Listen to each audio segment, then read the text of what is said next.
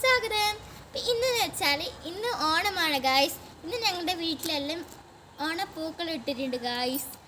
അപ്പോൾ ഇന്ന് എൻ്റെ വീട്ടിൽ സദ്യ ഉണ്ട് ഗായ്സ്. പച്ചടി, കൂട്ടുകറി, അവിയൽ, തോര, പിന്നെ 2 തരം പായസം, അച്ചാറ്, തൈര്, ചോറ് ഇതെല്ലാം എൻ്റെ വീട്ടിൽ ഉണ്ടാക്കിയിട്ടുണ്ട് ഗായ്സ്.